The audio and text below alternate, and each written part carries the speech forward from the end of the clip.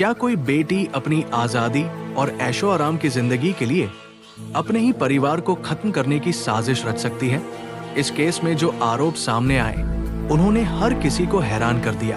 पहले पिता की मौत को सामान्य घटना समझा गया और फिर कुछ साल बाद मां की मौत भी सड़क हादसा लग रही थी। लेकिन पुलिस जांच में जो खुलासे हुए उन्होंने पूरे मामले की तस्वीर बदल दी। आइए जानते हैं इस केस को शुरू से आखिर तक। जयपुर के प्रताप नगर में रहने वाली लगभग 45 वर्ष की नीरज अपनी इकलौती बेटी आयुषी के साथ रहती थी। उनके पति कोर्ट में एलडीसी थे। जांच के अनुसार वर्ष 2022 में आयुषी ने कथित तौर पर अपने पिता को कांच पीसकर खिलाना शुरू किया, जिससे कुछ महीनों बाद उनकी मौत हो गई। उस समय किसी को कोई शक नहीं हुआ और पिता की नौकरी नीरज को मिल गई। नीरज अपनी कमाई से बेटी के हर महंगे शौक पूरे करती थी। पिता के न रहने और मां के पूरे दिन नौकरी पर रहने की वजह से आयुषी पूरी तरह अपनी मन मर्जी से जीने लगी। वो अपने बॉयफ्रेंड पर पैसे खर्च करती और खुलकर फिजूल खर्ची करती थी।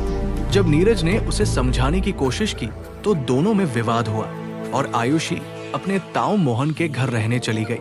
वहीं उसने कथित तौर पर अपनी मां को रास्ते से हटाने की योजना बनाई। उसका मानना था कि मां की मौत के बाद नौकरी से मिलने वाले पैसे और करोड़ों की जमीन उसी की हो जाएगी।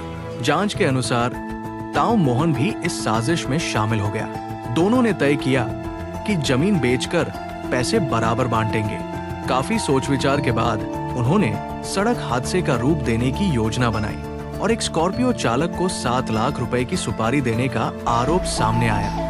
3 जुलाई वर्ष 2026 की सुबह नीरज जैसे ही नौकरी के लिए निकली, पीछे से आई तेज रफ्तार स्कॉर्पियो ने उन्हें टक्कर मार दी। लोगों ने उन्हें अस्पताल पहुंचाया, लेकिन आईसीयू में उनकी मौत हो गई। शुरुआत में पुलिस इसे सड़क दुर्घटना मान रही थी, लेकिन रिश्तेदारों के शक के बाद जांच का रुख बदल गया। सीसीटीवी फुटेज में टक्कर जानबूझकर मारने की आशंका दिखी।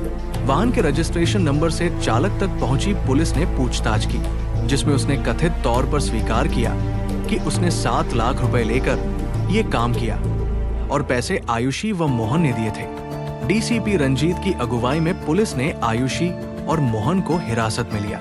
पूछताछ में दोनों ने कथित तौर पर अपना जुर्म कबूल किया और 5 अन्य लोगों के नाम भी सामने आए, जिनमें मोहन का बेटा भी शामिल बताया गया।